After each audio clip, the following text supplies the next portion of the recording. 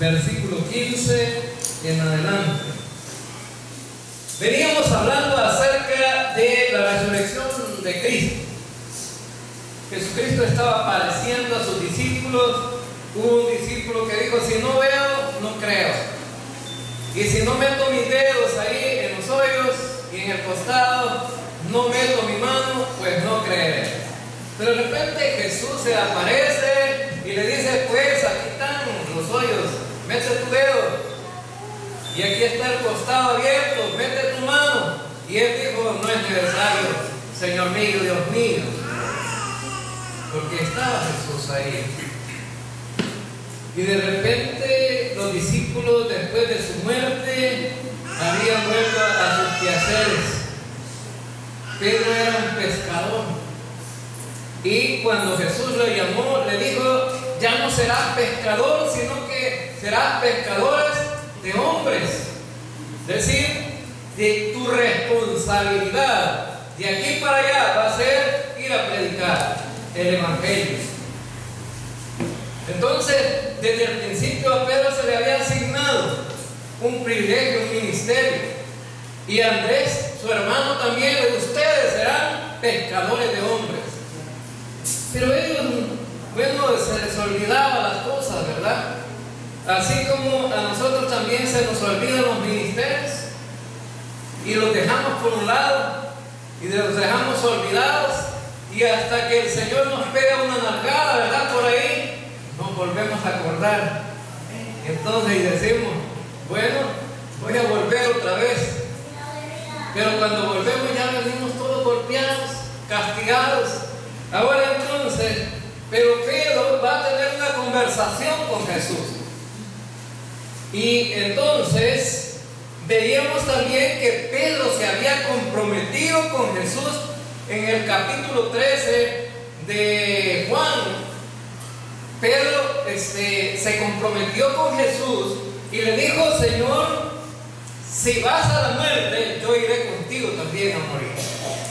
O sea, fueron palabras fuertes de Pedro, ¿verdad? Como quien dice: yo estoy dispuesto, Señor.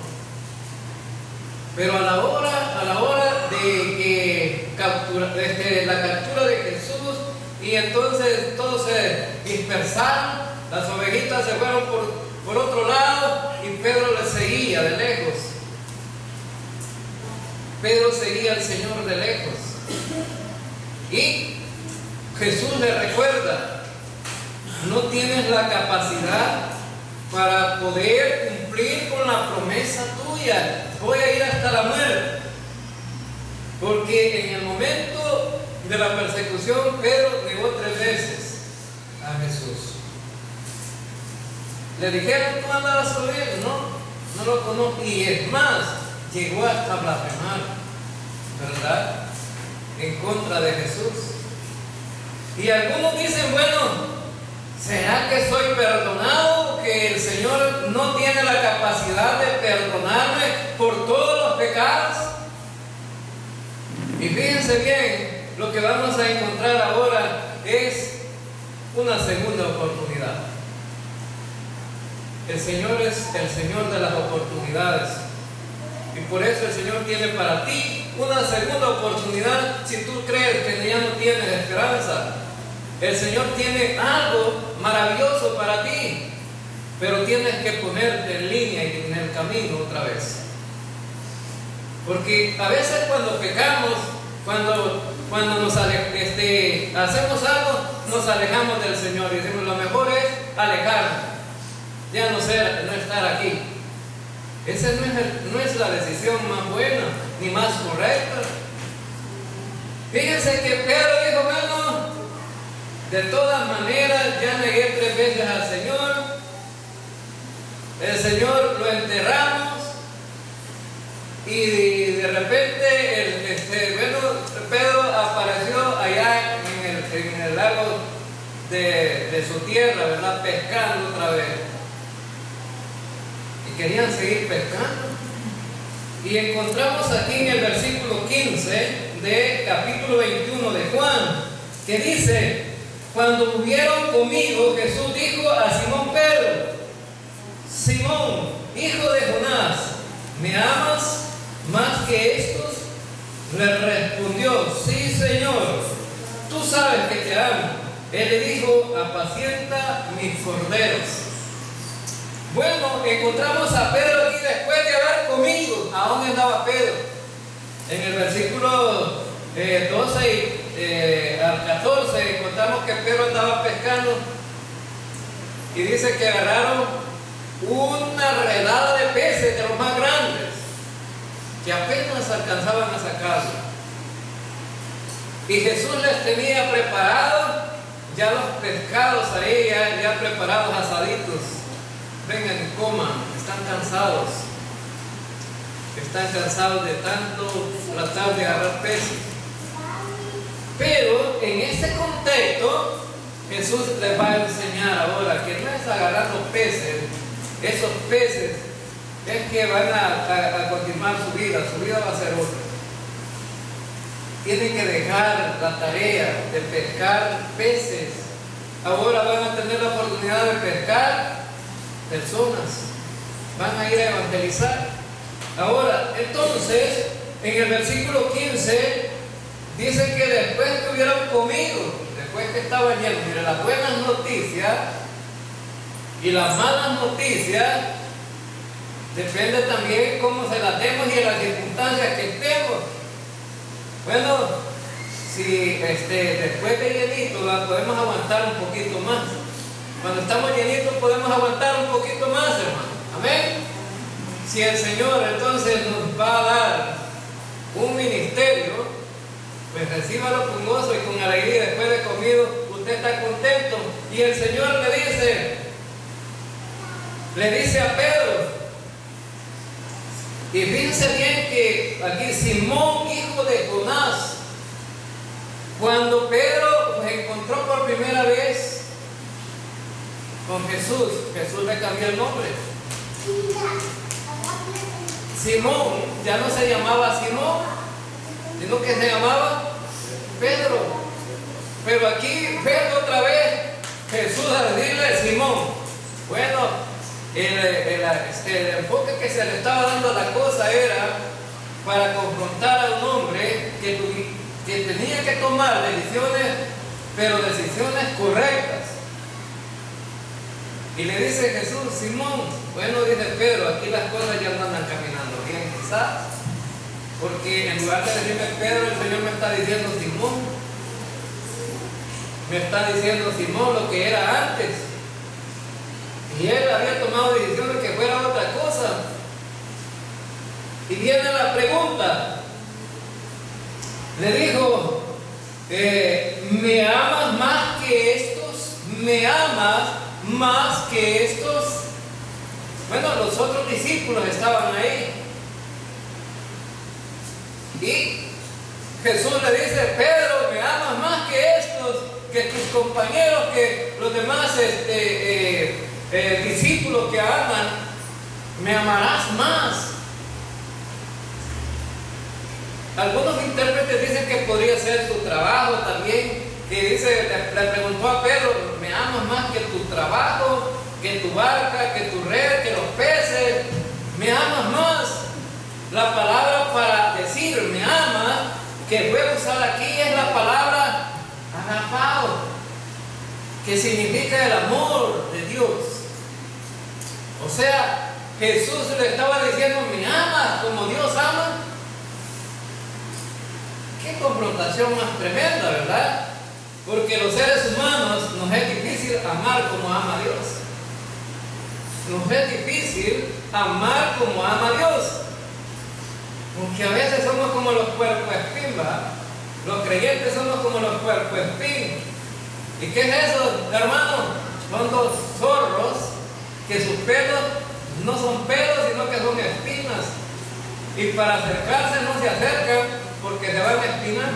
Y a veces los creyentes llegamos a ser así, no queremos ni tolerarnos unos con los otros. Pero aquí Pedro estaba siendo confrontado y le dice: Pedro, ¿me amas como me amaría Dios? ¿O como te amaría Dios? Y Pedro, ¿sabe cuál fue la respuesta que dio Pedro? Bueno, Pedro utilizó otro tipo de amor. Pedro no dijo te amo, sino le dijo al Señor te quiero. Y la palabra te quiero viene de la palabra filial o filos, que significa amor entre amistad, una amistad, ¿no? O entre amor entre parientes. Entre parientes. Bueno, entonces vemos aquí que la respuesta de Pedro no fue agapado. Bueno, pero el Señor le dice, le dice Pedro, entonces, si me amas de esa manera,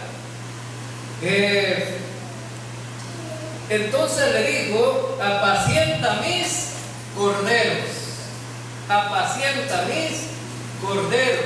La palabra apacentar significa dar de comer, dar de comer. Significaba que el Señor le estaba diciendo, vienen los corderos, los nuevos creyentes, van a venir, tú necesitas alimentarlos, necesitas darles de comer. En la primera carta del apóstol Pedro encontramos unos versículos ahí que dice, Pedro escribiendo la carta dice, a los nuevos creyentes desea como niños recién nacidos la leche espiritual no adulterada. Entonces Pedro tenía el enfoque de darles de comer. Desea como niños recién nacidos la leche espiritual no adulterada. ¿Y cuál es la leche espiritual? La palabra de Dios. Pedro estaba siendo llamado a darle de comer palabra de Dios a la gente. Bueno, le dice Jesús, si verdad me quieres, apacienta mis corderos. Bueno, y entonces en el versículo 16 dice, volvió a decirle la segunda vez, Simón, hijo de Jonás, ¿me amas? Pedro le respondió, sí, Señor, tú sabes que te amo. Le dijo, pastorea mis ovejas. Sí, Señor, tú sabes que te quiero. Entonces, pastorea mis ovejas. Entonces, ¿qué era lo que le estaba dando el Señor a Pedro? Un ministerio pastoral. Pastorea mis ovejas, pastorear. Pastorear no significa, hermano, solo predicar aquí enfrente. Pastorear va más allá. La palabra pastorear no significa solamente dar de comer. Apacentar significa dar de comer. Pero pastorear significa tener cuidado del rebaño. Los rebaños allá en el tiempo de Jesús, los pastores en el día los sacaban a comer, los llevaban a los abrevaderos a tomar agua y los andaban cuidando de los animales para que no se los comieran. Las ovejitas eran cuidadas y luego en la noche eran llevadas y las metían en el redil y allí estaba toda la noche el pastor en la puerta cuidando para que no las ovejitas estuvieran seguras. Entonces el trabajo pastoral no simplemente predicar, sino tener cuidado de las ovejitas, ministrarlas en los momentos difíciles de las necesidades. Significa alimentarlas con la palabra de Dios, pero tener cuidado de ellas. Entonces el trabajo pastoral significa estar orando por las ovejitas, orando por los creyentes y animando a los creyentes, avivando los espíritus caídos de los creyentes.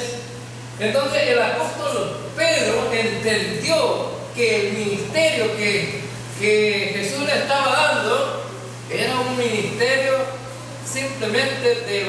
no era simplemente un ministerio de evangelista, sino un ministerio pastoral.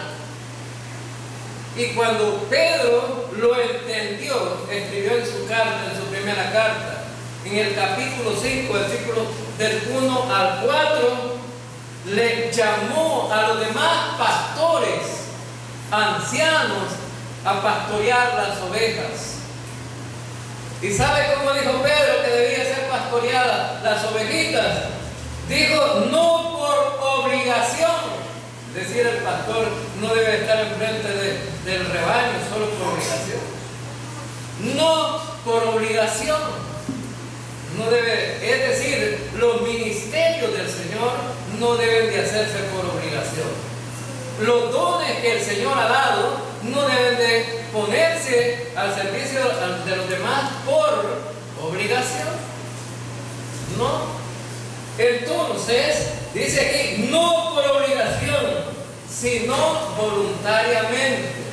Es decir, que el que lo hace voluntario lo va a hacer con amor. Ahora también, y dijo, no por dinero, no por ganancias deshonestas, dice el apóstol Pedro. No por ganancias deshonestas, sino con sincero deseo de servir a los demás. Es decir, el propósito del pastorado no es hacer dinero con las ovejitas. No es andarle pidiendo dinero a los hermanos. Me estaba diciendo un hermano que fuimos allá por el lado de Potosí la otra vez. Un hermano me estaba diciendo, aquí en la iglesia de Dios, que está allí en el desvío después de Potosí, en la calle Nueva, le dicen ahí, no me dice, el pastor que viene ahí se compone. Y yo siempre, cuando la gente se expresa así, siento que el pastorado lo bota, como que no fuera nada. Se compone. Fíjense que el pastor que acaba de venir no traía carro, ya tiene carro nuevo. Porque llegan como 250 personas y todos le dan el diezmo al pastor. Y luego le ayudan en un montón de cosas. Y el pastor dice, cuando tiene la necesidad de cambiar carro, le pide a los hermanos carro nuevo. Y no solamente aquí en El Salvador, sino que en el Canadá, mi hermana estaba platicando con una creyente de allá.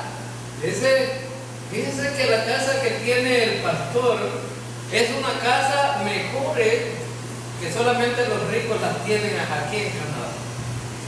Con piscina y con todo. Y un carro del año. Y le dijo a mi hermana, yo tengo un hermano que es pastor en El Salvador, pero no es así como usted dice, que no está tan bien económicamente. No es así. Entonces, ¿qué significa esto? La señora que estaba platicando con mi hermana le dice, entonces el pastor, su hermano, anda mal, a lo mejor anda pecado, por eso casi no es prosperado. No es prosperado, porque el pastor de aquí está prosperado. Pero ¿quién es que lo prospera, hermano? Las ovejitas lo prosperan. Las ovejitas, ahora, fíjense bien, las ordeñan tanto a las ovejitas que no le dejan leche para el chivo. Ahora las dejan secas totalmente. Ahora entonces, no, Pedro le dice, no por ganancias deshonestas. El pastor debe de alimentar, trabajar con el rebaño, pero no por ganancias deshonestas. Ahora también, y otra cosa importante, no teniendo señorío de las ovejas. O sea, en otras palabras, no maltratar a las ovejas. Es decir, hay pastores que se ponen delante de la congregación, pero nunca llevan un mensaje de consuelo al rebaño. Solo de látigo, ¿verdad? Y los hermanitos salen tan contentos para su casa. Oye, estuvo bueno el sermón. El hermano nos dio por la cara, nos dio para aquí, por allá. Ese sermón estuvo maravilloso. O sea, no es tener entendimiento realmente de la palabra, ¿verdad? O sea, hay gente masoquista que le gusta que le den duro, ¿verdad? No, pero el pastor, hay mensajes de exhortación, Hay mensajes sobre la fe, sobre el consuelo, hay diversidad de mensajes. Ahora entonces, y vemos aquí que Jesús le dice: apacienta mis ovejas. Y dice el siguiente versículo, el versículo 17, le dijo la tercera vez: Simón, hijo de Jonás, ¿me amas? Pedro se puso triste de que le dijese la tercera vez: ¿me amas? Y él respondió: sí, Señor, tú lo sabes todo, tú sabes que te amo. Jesús le dijo: apacienta mis ovejas. Bueno, la tercera vez, ¿saben cuál fue el problema aquí? ¿Por qué Pedro se puso triste? ¿Cuál es la diferencia? Bueno, la palabra cambió. Las primeras veces Jesús le dijo: agapao, me amas con el amor de Dios. Pero la tercera vez Jesús cambió la palabra y dijo: ¿me quieres, Pedro? Ya no le dijo: me amas, sino que me quieres. Entonces dijo Pedro: bueno, a lo mejor el Señor ya desconfía de mí, ya no tiene la seguridad de que yo verdaderamente la... Pero ¿cuál fue la respuesta de Pedro? Tú lo sabes todo. Aquel Pedro que era soberbio, que era altanero y que solo él, mira, ahora se bajó. Tú lo sabes todo, tú eres Dios. Reconoció en Jesús al Dios soberano. Y tú lo sabes todo, no necesitas preguntarlo, tú lo sabes. Ahora entonces, por eso, hermano, Dios lo sabe todo y sabe cómo usted lo ama o si no lo ama. Dios lo sabe. Si nos presentamos delante de Dios solo por apantallar, Dios lo sabe. Porque algunos pareciera que son tan espirituales que todo lo que hacen llama la atención, pero en su corazón realmente se aman a sí mismos, pero no aman al Señor. Y entonces Pedro se puso triste. Entonces iba llegando al término donde Jesús lo quería llevar. Y le dice en el versículo 18: de cierto te digo, cuando eras más joven te ceñías e ibas a donde querías, mas cuando ya seas viejo, extenderás tus manos y te ceñirá otro y te llevará a donde no quieras. Versículo 19. Esto dijo, dando a entender con qué muerte había de glorificar a Dios. Y dicho esto, añadió, sigue. Ahora entonces, aquí Jesús le dice: bueno, antes hacías las cosas como tú querías, pero ahora, Pedro, todo ha cambiado. Te estoy dando un ministerio, vas a sufrir, vas a padecer la muerte por el ministerio que te estoy dando. Hermanos, cuando alguien piensa en un ministerio, sobre todo un ministerio pastoral, la gente se enfoca en cuánto voy a ganar, cuánto voy a prosperar, si voy a tener casa nueva, carro nuevo, y si voy a disfrutar muchas cosas materiales. Pero Jesús no le está ofreciendo cosas materiales a Pedro. Vas a tener un ministerio, Pedro, pero te digo que ahora has hecho las cosas como tú querías, pero de aquí en adelante, cuando va a llegar el momento en que a ti te van a llevar hasta donde no quieres. Es decir, por los ministerios, los que tenemos ministerios, no simplemente por estar enfrente vamos a disfrutar bendiciones, hermanos, sino que también pruebas. Vamos a ser probados. Y el apóstol Pedro le está explicando en su primera carta: vamos a ser objeto de diversas pruebas. Es decir, que no estamos exentos de padecer diversas pruebas. Y eso es lo que, cuando la gente sirve al Señor, no quiere.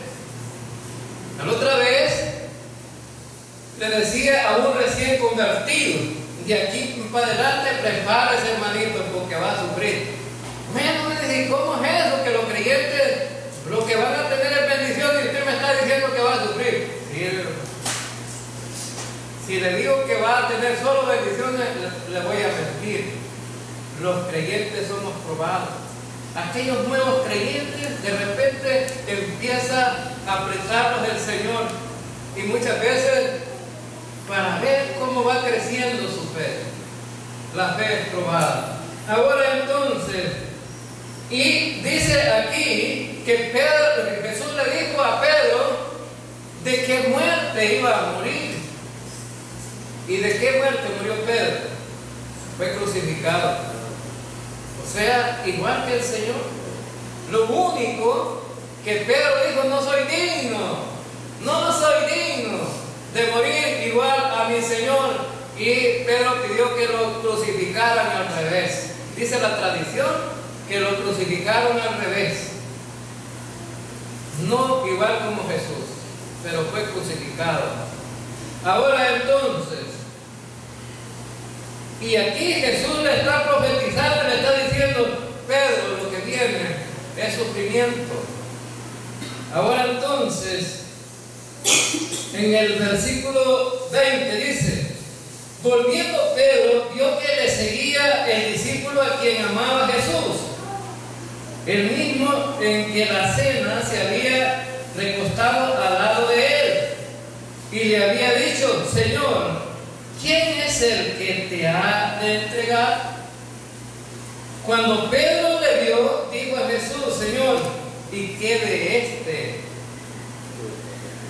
¿Y qué de este? Pedrito salió como niño malcriado otra vez.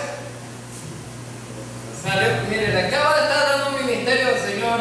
Le dice, Pedro, ahora tienes este ministerio, pastorea y hacen pastorado, pues firme, sólido, que bueno sea de bendición para las ovejitas y bendición para los perdidos, para que se puedan salvar. Ten ese ministerio. Pero este Pedrito salió igual como cuando la mamá manda a hacer el mandado, ¿verdad? Vení, Luisito. ¿Qué, mamá? Anda a traerme una libre cuajada a la lechería. Y el Luisito no quiere ir, pa. Entonces le dice, ¿y por qué este listo no va? ¿Y este listo qué va a hacer? ¿Y este listo qué está haciendo? Ah, y la mamá le dice, vaya a hacer el mandado que le digo, y punto. O sea que Pedro le quería delegar responsabilidad a Juan también. Y, Señor, ¿y este qué? O sea, ¿qué va a hacer? ¿Qué va a hacer? ¿Y cómo le contestó Jesús? ¿Y cómo le contestó Jesús? Jesús le dijo, si quiero que él quede hasta que yo venga, que a ti, sígueme tú. O sea, en otras palabras le está diciendo, a vos no te importa lo que con lo que te he dicho a vos es que cumplamos lo que te estoy diciendo. Igual que la mamá, vaya, tráeme el mandado y ahí déjeme al otro. Voy a ver qué lo puedo hacer, pero a usted no le importa. Haga lo que le digo, sígueme. O sea que Pedro no quería andar solo, ¿verdad? Quería otro ayudante. Ahora entonces, y dice entonces aquí, este dicho se extendió entonces entre los hermanos, que aquel discípulo no moriría. Pero Jesús no le dijo que no moriría, sino, si quiero que él quede hasta que yo venga y quede aquí. O sea, en otras palabras, Jesús no estaba diciendo realmente, este no morirá, sino simplemente deja a este en paz. Yo voy a ver qué hago pues con él. Ahora entonces, y muchas veces en la iglesia tenemos el ministerio y relegamos, ¿verdad? ¿Y por qué solo a mí? Y Pedro ya estaba haciendo casi lo mismo, ¿verdad? ¿Y por qué solo a mí, Señor? Ahora entonces, los ministerios dentro de la iglesia se dan para que nosotros a través de ese ministerio exaltemos y glorifiquemos a Cristo en todo lo que hacemos, hermanos, ¿verdad? La honra y la gloria es para Él. Y si Dios nos ha decidido darnos un ministerio, pues ese ministerio hay que ponerlo al servicio de los demás con gozo, no con tristeza, ¿verdad? Ahora entonces, versículo 24 dice: este es el discípulo que da testimonio de estas cosas y escribió estas cosas, y sabemos que su testimonio es verdadero. Ahora Juan está diciendo: este es el discípulo que escribió estas cosas. ¿Y quién fue que escribió estas cosas? Juan. Entonces el discípulo amado es Juan. Es Juan. Entonces, pero fíjense bien lo importante en el versículo 24. Y sabemos, la palabra y sabemos está incluyendo a los demás. Y sabemos que este testimonio es verdad. Todos los discípulos estaban ratificando que esto era cierto. Que era cierto. Y hay también otras muchas cosas que hizo Jesús, las cuales si se escribieran una por una, pienso que ni aún en el mundo cabrían los libros que se habrían de escribir. Amén. Ahora entonces, vemos aquí en este versículo que Juan está diciendo: no es escribir todo lo que el Señor ha hecho. Lo que yo escribí, dijo Juan, es verdadero, pero insuficiente para que ustedes puedan darse cuenta de que este libro fue escrito con un propósito. ¿Y cuál es el propósito del libro? Lo estábamos viendo en otros domingos anteriores. Hizo además Jesús muchas otras señales en presencia de sus discípulos, las cuales no están escritas en este libro, pero estas se han escrito para que creáis que Jesús es el Cristo, el Hijo de Dios, y para que creyendo tengáis vida en su nombre. El propósito del libro fue para que los que escuchaban el mensaje de este libro, lo leían o lo pudieran creer y pudieran darse cuenta que esto que se escribió aquí es la verdad. ¿Y cuál es la verdad? Bueno, la verdad desde el principio se menciona. ¿Y cuál es la verdad? Bueno, y aquel verbo era Dios y estaba con Dios. ¿Es verdad eso, hermano? Y aquel verbo era Dios y estaba con Dios. Algunos dicen que Jesús no es Dios, pero nosotros decimos que Jesús es Dios. ¿Amén, hermano? No. Amén. Y aquel verbo se hizo carne y habitó entre nosotros. ¿Vino Jesús realmente, sí o no? Claro que sí. Vino a este mundo y estuvo con nosotros. Y aquel verbo trajo con él la gracia de Dios. La ley por Moisés fue dada, pero la gracia vino por Jesucristo. Lo más maravilloso, la gracia de Dios trajo consigo, ¿verdad?, para la humanidad. Y esa gracia nos volvió incluyentes a nosotros, es decir, fuimos incluidos en el plan de Dios.